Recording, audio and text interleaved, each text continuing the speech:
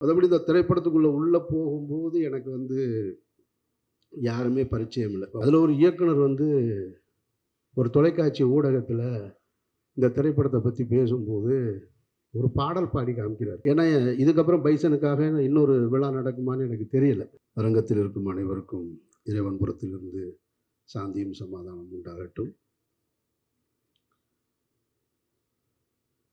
ஒரு திரைப்படத்தின் வெற்றி விழா மற்றும் நன்றி அறிவிப்பு விழா மேடை. என்னுடைய திரைப்பயணத்தில் கிட்டத்தட்ட 20 வருடங்களுக்கு மேலாயிருச்சு.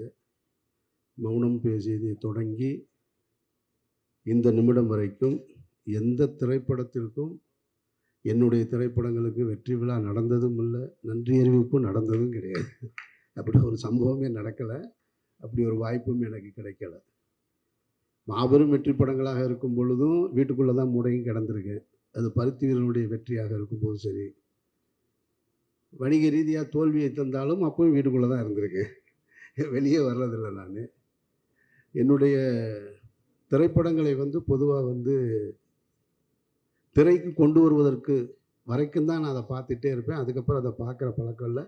அது தேட்டரில் என்னவா இருக்கோ அது ப்ரெஸ் ஷோவில் கூட போய் நிற்கிறது இல்லை. அந்த பழக்கம் இல்லைன்னு வச்சுக்கோங்களேன். எனக்கு அதுக்கு காரணம் என்னென்னா, நிறைய பல்வேறு விஷயங்கள் இருக்குது. இந்த நல்ல நேரத்தில் அதை பற்றி பேச வேணான்னு நினைக்கிறேன் நான். ஆனால் இந்த திரைப்படத்திற்கு முதல் முறையாக நான் மாறி கூட 2-3 இடத்துக்கு வெளியில் போக வேண்டிய சூழல் ஏற்பட்டது. அதுக்கு காரணம் என்ன அப்படின்னா, முதல்ல இங்கே நீங்கள் இந்த ப்ரெஸ்ஸோ இங்கே பார்க்கும்போதும் கூப்பிட்டாரு. இல்லை சார் நான் வரல சார், நான் இங்கெல்லாம் வர்றத ஐடியாவில் இல்லை, பொதுவாக போக மாட்டேன் நான் அப்படின்னு. அப்புறம் மறாத நாள் திருநெல்வேலி, தூத்துக்குடி இங்கெல்லாம் போயிருந்தார். அப்போ போயிருக்கும் பொழுது அப்பவும் நான் போகலை, அவர் டீம் மட்டும்தான் போயிருந்தாங்க. அந்த டீம் போயிருக்கும்போது மாரியை பார்த்து தொடர்ச்சியாக சில கேள்விகள் வந்துக்கிட்டே இருந்தது. அதை நான் செய்தி ஊடகங்களில் பார்த்துட்ருக்கேன். அது முடிஞ்சு மறாத நாள் மதுரைக்கு வந்துட்டு, மதுரையில் நான் இருந்தேன். என்னை கூப்பிட்டு தேட்டருக்கு போனாங்க. சரின்னு நம்ம ஊருக்கு வந்திருக்காங்களேன்னு தேட்டருக்கு போனேன். அப்போ மாரி கூப்பிட்டாரு. சார்ப்பா நீங்கள் நாளைக்கு சேலம் மற்ற ஊர்களுக்கு போகிறோம், நீங்கள் வாங்கன்னு. நான் வர்றேன்னு சொல்லி ஒத்துக்கிட்டேன். அதுக்கு காரணம் என்னென்னா, இந்த திருநெல்வேலி தூத்துக்குடி அந்த இடத்துல பத்திரிகையாளர் சந்திப்பில் பத்திரிகையாளர்கள் மாரி என்கின்ற இயக்குனருக்கு கொடுத்த ஒரு நெருக்கடி தான் எனக்கு நான் அவரோடு போகணும்னு தோணுச்சு. சரி நம்ம போய் பக்கத்தில் உட்காருவோம், என்ன வகையான தாக்குதல்கள் வருது அதை நம்ம சமாளிப்போம் அப்படின்னு தான் போனேன் நான். ஆனால் நான் வந்த இடத்துல அது நடக்கலை. நடந்திருந்தால் நிச்சயமாக நான் அந்த இடத்துல மாரியை பாதுகாத்திருப்பேன். அதில் எந்த மாற்று கருத்தும் கிடையாது. எனக்கு என்னென்னா, அந்த பத்திரிகையாளர்கள் ஒரு கேள்வியை திரும்ப திரும்ப மாரிக்கிட்ட கேட்குறாங்க. நீங்கள் ஏன் இந்த மாதிரி படம் எடுக்கிறீங்க, ஏன் இந்த மாதிரி படம் எடுக்கிறீங்க, நீங்கள் சமூகத்துக்குள்ளே ஒரு பிரச்சனையை உண்டு பண்ணணும்னு நினைக்கிறீங்கன்றாங்க. இது எவ்வளவு அபத்தமான ஒரு கேள்வியாக இருந்ததுன்னு நான் பார்த்தேன். நான் கண்ணுக்கு தெரியாத சாமி, இல்லாத பேய், இது ரெண்டை பற்றியும் இங்கே நிறைய சினிமா வந்து வெற்றி அடைஞ்சிக்கிட்டே இருக்குது. சாமியை யாரும் பார்த்ததும் கிடையாது, அதை பற்றி படம் எடுத்தால் கொண்டாடுறாங்க. பேய் அது இல்லவே இல்லை. ஏன்னா பேயை விட மனுஷன் ரொம்ப மோசம்னு நான் நினைக்கிறது. பேய் எந்த பேயினாலும் எந்த தொந்தரவும் கிடையாது. ஏன்னா பேய் பார்த்தீங்கன்னாங்க அதுவே ரொம்ப பயந்தது தான். ஏன்னா அது பகலில் வரவே வராது. நீங்கள் எந்த திரைப்படத்துலையும் பகலில் அது இரவில் மட்டும்தான் வரும்.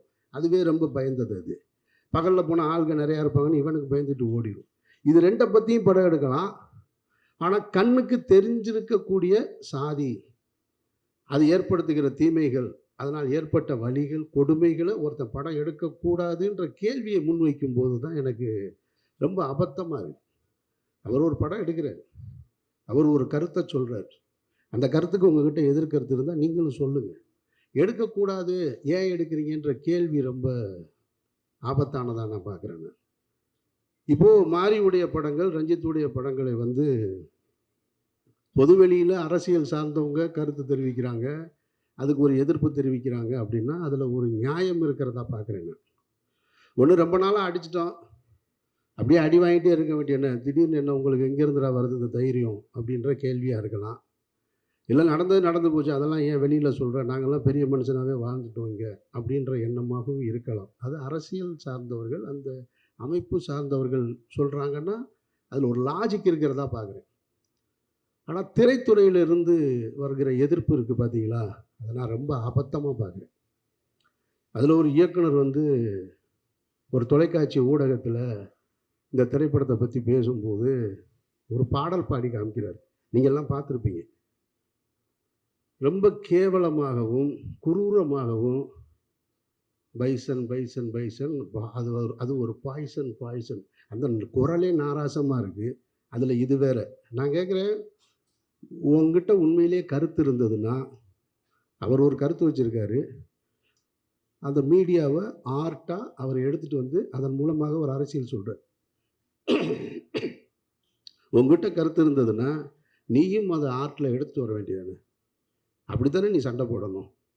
அதை விட்டுவிட்டு ஒருத்தன் ஏன் எடுக்கிறான்ற கேள்வியை வந்து அவதூறு சொல்லக்கூடாது.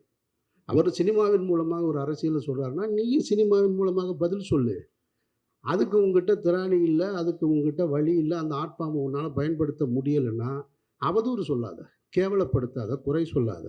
அதை தான் நான் சொல்லணும்னு நினைக்கிறேன் இந்த இடத்துல. அதனால தான் நான் மாறி கூட இந்த விழாவுக்கும் கூட, ஏன்னா இதுக்கப்புறம் பைசனுக்காக இன்னொரு விழா நடக்குமான்னு எனக்கு தெரியல.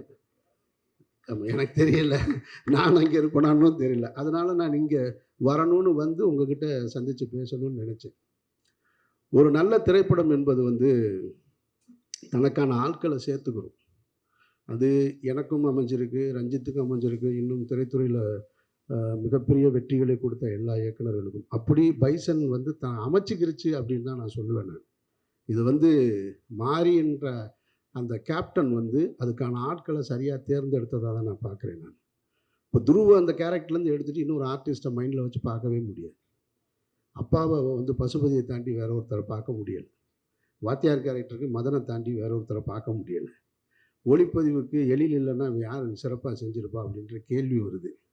மியூசிக்கு நிவாஸ் இல்லைன்னா வேறு யார் பழைய மியூசிக் டைரக்டரானு. இப்படி அது தனக்கான ஒரு நல்ல திரைப்படம் தனக்கானதை சேர்த்துக்கிறது அப்படின்னு தான் நான் உணர்கிறேன். நான் பொதுவாக ஒரு நல்ல திரைப்படங்களை பார்க்கும் பொழுது நம்ம பாராட்டுவோம். ஆனால் பாராட்டுகிற எல்லோரோடும் பயணிப்போமா அப்படின்னா அது வாய்ப்பு குறைவு தான். ஆனால் இந்த படத்தை பார்த்ததுக்கு பின்னாடி எனக்கு ஒரு 3 பேரோட ஒர்க் பண்ணணும் அப்படின்ற ஆசை வந்துருச்சு. என்னோடய டைரெக்ஷனில் வந்து கேமராமேன் எழிலோடையும் மியூசிக் டைரக்டர் நிவாஸோடையும் திலீப் சுப்புராயனோடையும் சேர்ந்து ஒரு படம் பண்ணிடணும். ஏன்னா ரொம்ப கம்ஃபர்ட் ஜோன். இப்போ திலீப் பேசும்போது இங்கே சொன்னார், அவர் தான் அந்த மீசையெல்லாம் வச்சு அந்த பக்கம் லால் சாரோட தம்பியாக நடிச்சிருந்தது. அவர் அடிக்கிற காட்சி, அவர் ஃபைட் மாஸ்டர், அவருக்கு தெரியும்ல, அவர் பல பேரை பார்த்துருப்பார். அவர் வந்து நின்றுட்டு ஒரு நிறைய மாறி சொன்னாப்புல, இங்கே கட்டை இருக்குது, இந்த இருக்குது சார் கட்டை, இதை எடுத்து அடிங்க. ஏங்க கட்டையை கரெக்டாக வைங்க, எந்த கட்டைங்கன்னு. இல்லை சார் டம்மி தான் சார். இல்லைங்க நீங்கள் சொல்கிறீங்க, டேர்ன் பண்ணி நிற்கிறேன், நான் திரும்பி எடுக்கிறது எந்த கட்டைன்னு எனக்கு வைக்கிற இடத்த காட்டுங்க, வேறு கட்டை நீங்கள் ஒரிஜினல் கட்டையை எடுத்து. அல்ல சார் அதெல்லாம் சமாளிச்சிடலாம் சார். இல்லைங்க உங்களுக்கு என்னையே தெரியாது, அதனால சொல்கிறேன், நான் எடுத்து வேகமாக பார்த்துக்கலாம் சார். டம்மி தான், ஆனால் கரெக்டாக டம்மியை நானே எடுத்து வச்சுக்கிட்டேன். அசிஸ்டன்ட் டைரக்டர் கொஞ்சம் சார் டைரக்டருக்கு டென்ஷனாக இருந்தாங்கன்னா அசிஸ்டன்ட் டைரக்டர் மாற்றி விட்டுருவாங்கல்லன்னு, அதனால் திரும்ப ஒரு விட பார்த்துக்கிட்டேன் கட்டையை. நான்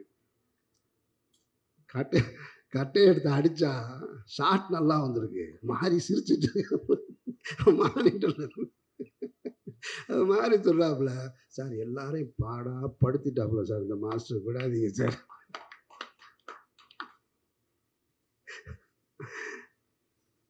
நான் வந்து திலீப்பே பார்க்குறேன் தான், அப்படியே இருக்காப்புல, கண்ணு லேசாக கலங்கியிருக்கு. ஆனால் என்னடா இவ்வளோ பேர் முன்னாடி.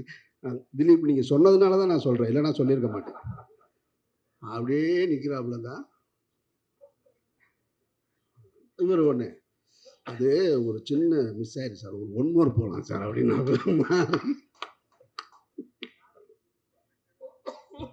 ஒரு 1 மோர் போகலான்னு உடனே நான் ஏங்க வேணாங்கன்னு. இப்போ முதல்ல இருந்த திலீப்போட கொஞ்சம் லைட்டாக கொஞ்சம் குறைஞ்சிருச்சு. இல்லை நான் கேட்டேன், இல்லை திலீப் நான் வேணா சும்மா சீட் பண்ணவான்னு. பரவாயில்ல சார் அடிங்க சார்.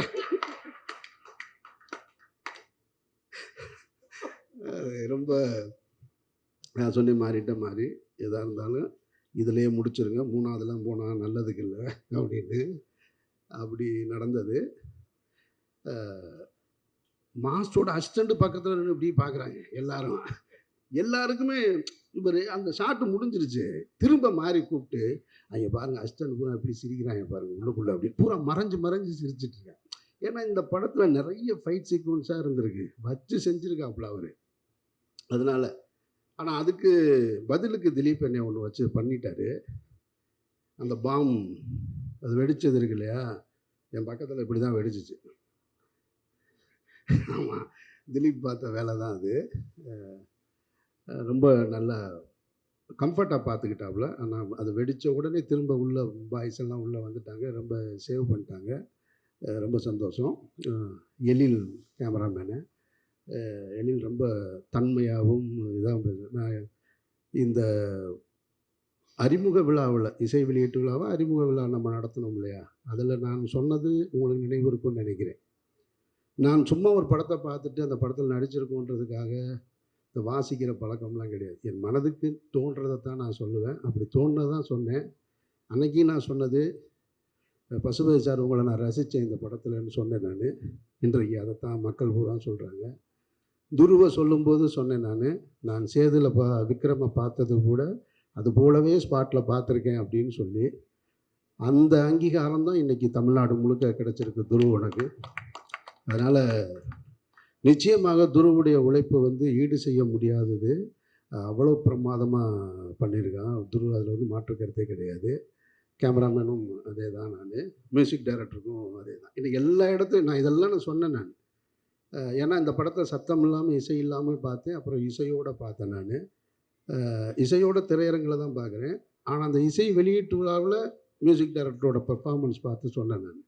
இது எல்லாமே ஒரு பெரிய பில்லராக இந்த படத்துக்கு அமைஞ்சிருக்கு. மிகப்பெரிய வாழ்த்துக்கள்.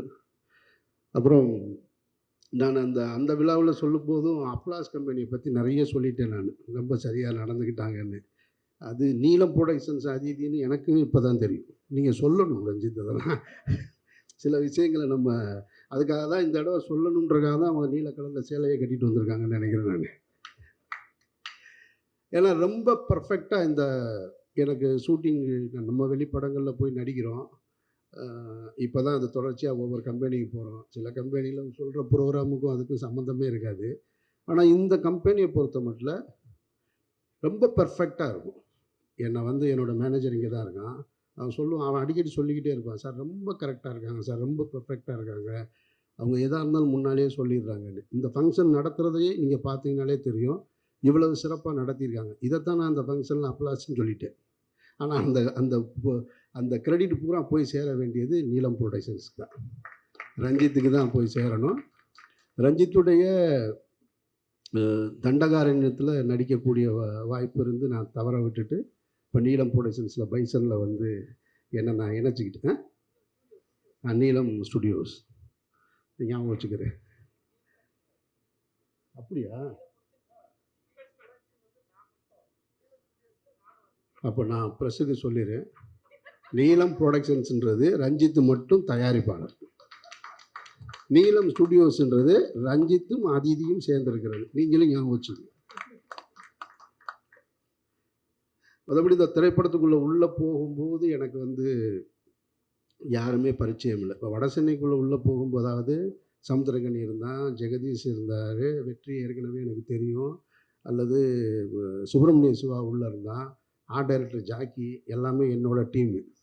இந்த படத்தில் எனக்கு தெரிஞ்ச ஒரே ஆள் ராஜா மட்டும்தான். பாக்கி எல்லாருமே புதுசு, எனக்கு யாரையுமே தெரியாது. ஆனால் என்னை ரொம்ப நல்லா பார்த்துக்கிட்டாங்க, கம்ஃபர்ட்டாக பார்த்துக்கிட்டாங்க. நானும் அவங்களோட ரொம்ப கம்ஃபர்ட்டாக இருந்தேன்.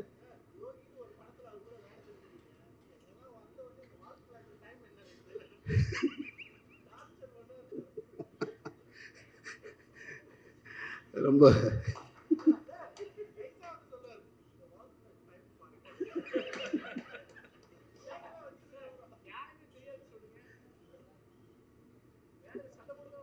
ஒர்க் பண்ணதில்லை, நீங்கள் வேறு ஒர்க் பண்ணதில்லைன்னு சொன்னேன் நான். தெரியாதுன்னு எப்படி சொல்ல முடியும் இங்கே இருக்கிற யாரையும்? ஒர்க் பண்ணதில்லை. ஷூட்டிங் ஸ்பாட்டில் அந்த கம்ஃபர்ட் இருந்தது. நான் அந்த விழாவில் சொன்னது தான், இந்த திரைப்படத்திற்கு இன்றைக்கு வந்து இங்கே பேசியவர்கள், இன்னும் வெளியில் எல்லாரும் பேசுகிறவங்க, திரைப்படத்தில் வந்து அந்த காட்சிக்கு வந்து கைதட்டல் வருது, என்னுடைய காட்சிக்கு இன்ட்ரொடக்ஷனில் இருக்குது, வசனத்துக்கு இருக்குது அப்படின்னா, அது எல்லாமே இயக்குனருடைய சிந்தனை தான். நான் திரும்ப திரும்ப சொல்கிறது தான், நடிகன் என்பவன் என்றைக்குமே இயக்குனருடைய டூல் தான்.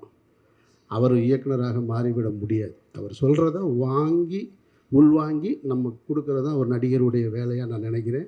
இந்த திரைப்படத்தில் அந்த மேடையில் சொன்னது தான், இந்த படத்தின் மூலமாக ஏதாவது ஒரு பேரும் புகழும் கிடைச்சதுன்னா அது மாரி செல்வராஜுக்கு தான்.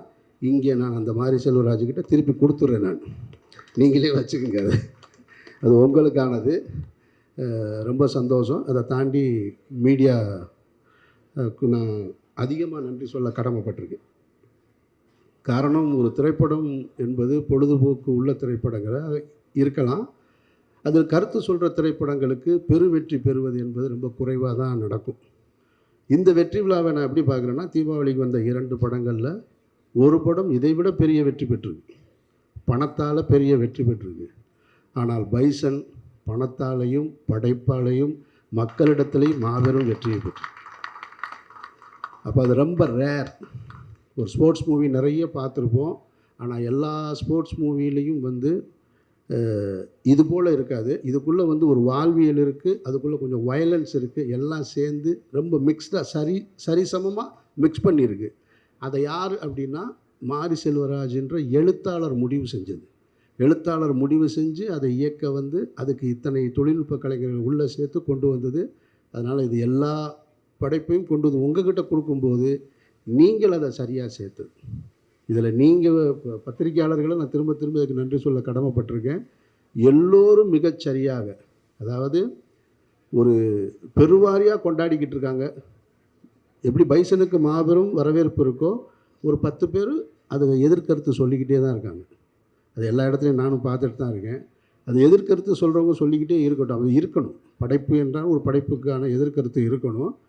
ஆனால் எது பெருவாரியாக இருக்குன்னா, 90% மாபெரும் வரவேற்பு இருக்குது. அந்த வரவேற்பை மக்களிடத்தில் கொண்டு போய் சேர்த்து மாபெரும் வெற்றியை கொடுத்த ஊடக நண்பர்களுக்கும் பத்திரிகையாளர்களுக்கும் என்னுடைய நன்றியை தெரிவிச்சுக்கிறேன். ரொம்ப நன்றி, வணக்கம்.